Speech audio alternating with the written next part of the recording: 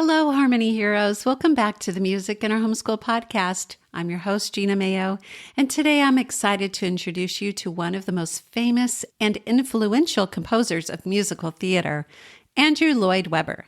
His musicals have been performed all over the world and translated into dozens of languages. They've inspired millions of people, kids and adults alike.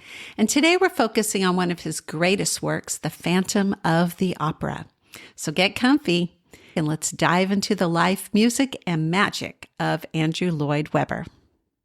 If you are a homeschooler looking for ways to easily and affordably include a quality music education in your homeschool, you've come to the right place.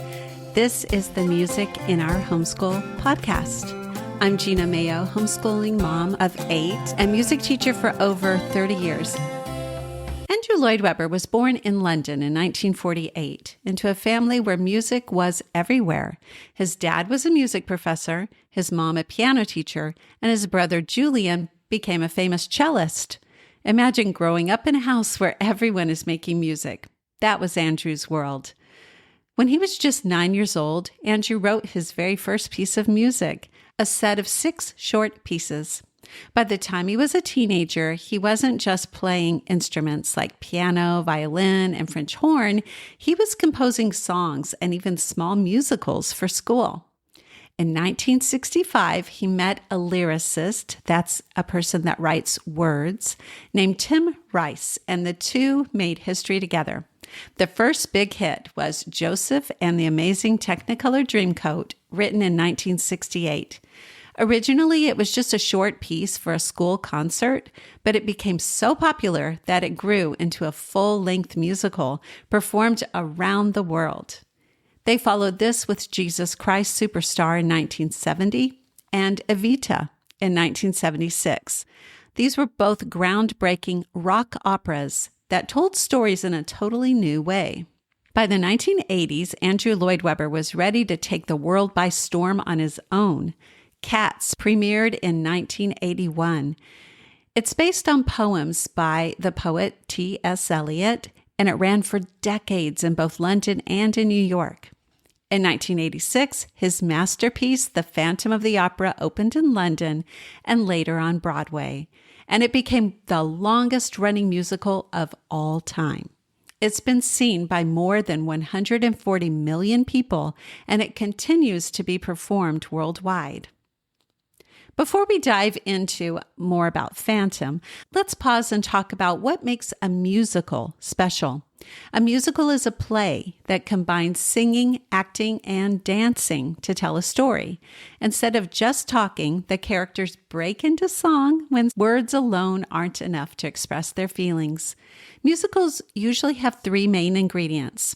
They have songs. These could be solos, sung by one person, duets sung by 2 people, or any number of singers up to a big chorus of the entire cast that help us feel the emotions of the characters and tell the story.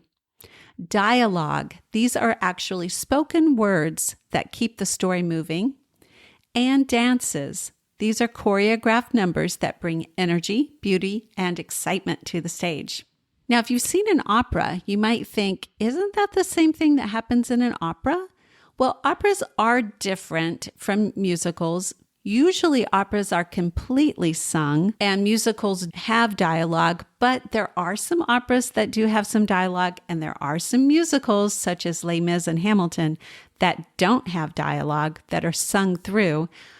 But the biggest difference is that operas have a particular style of singing, the classical operatic singing style, and in musicals, they're singing a different type of style. It's a more modern singing style, more pop or rock or jazz. Almost always the singers, the actors in a musical use a microphone. But in operas, they are trained not to need a microphone and to actually be able to sing over an orchestra playing, and you can still hear them. Think of musicals as stories with extra magic, costumes, special effects, wonderful sets where music and movement add depth that plain words can't provide. Now let's explore the story of The Phantom of the Opera. It was first a novel written by the Frenchman Gaston Leroux in 1910. He was inspired by the legends about the Paris Opera House, which actually has underground tunnels, trapdoors, and even a small underground lake. People whispered that it was haunted, and Leroux turned those tales into a thrilling mystery and love story. In the musical version, we meet Christine Daae, who is a young soprano singer who dreams of making it big.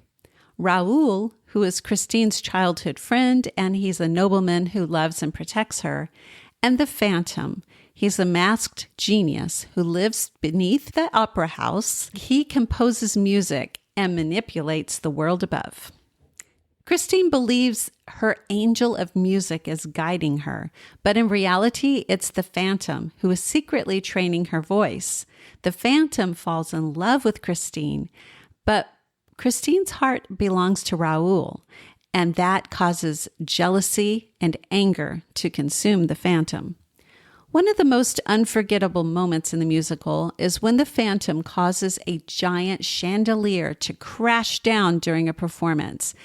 This is a moment so dramatic that audiences gasp every time. If you go to see Phantom being performed on Broadway or a traveling Broadway type group, they will have the chandelier falling, and it's really exciting. In the end, Christine shows compassion to the Phantom. Realizing he cannot force her to love him, he lets her go with Raoul and vanishes back into the shadows. If you click over to the accompanying blog post that goes with this episode, find the link in the show notes, you'll be able to hear some of the music from the Phantom of the Opera. Andrew Lloyd Webber did an amazing job using music to tell this story. And one thing he did was use some motifs. These are short musical ideas that return throughout the show, and they represent an idea or a character. There's the Phantom's organ theme, which is dark and powerful, played on a pipe organ. You hear it right at the beginning of the Phantom of the Opera overture. There's Christine's motif in the song Think of Me, which is light and hopeful and sweet, shows her innocence and her talent. There's the Phantom of the Opera duet, the famous song where Christine's soaring high notes are paired with the Phantom's deep voice. There's the beautiful love song, Music of the Night, which is gentle and romantic and shows the Phantom's softer side. And then there's Raoul and Christine's theme in All I Ask of You. This is a warm and safe song, a complete contrast to the Phantom's dark world. Each motif acts like a musical clue. Even if you weren't watching, you could know what was happening in the story just by hearing these motifs return. Another thing that I'd love for you to learn about as you're studying the Phantom of the Opera is the instrument, the organ. It's a great opportunity to introduce your kids to the organ because it's one of the biggest and most powerful instruments in the world, and it's featured in the Phantom of the Opera.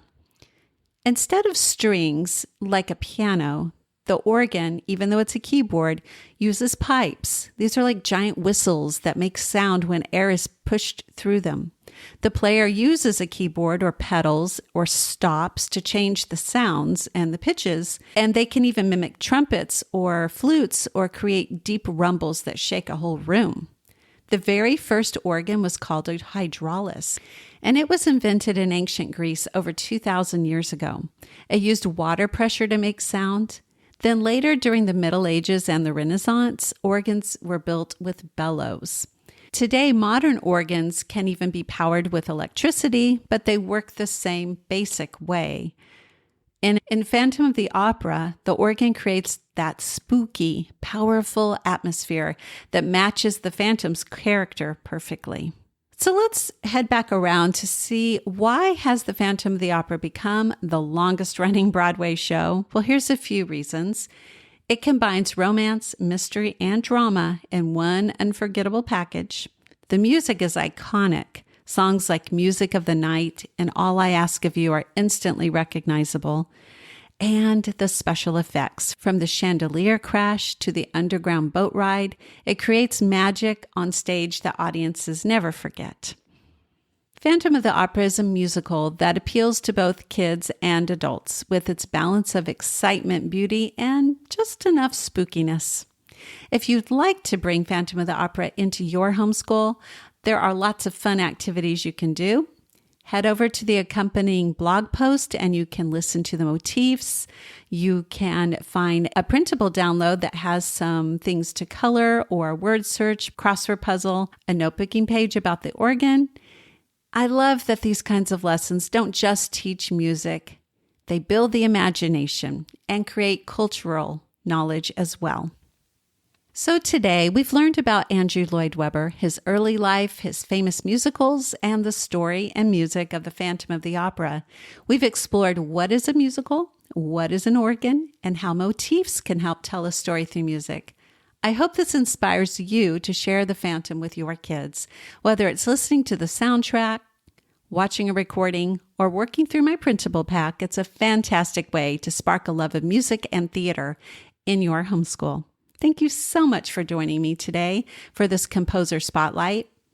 If you'd like more deep dives into learning about specific composers, you'll want to join the Music in Our Homeschool Plus Premium membership because every month I bring a brand new music lesson. And this month is about Andrew Lloyd Webber and the Phantom of the Opera. Well, that's all for today. Until next time, keep making music a joyful part of your homeschooling day.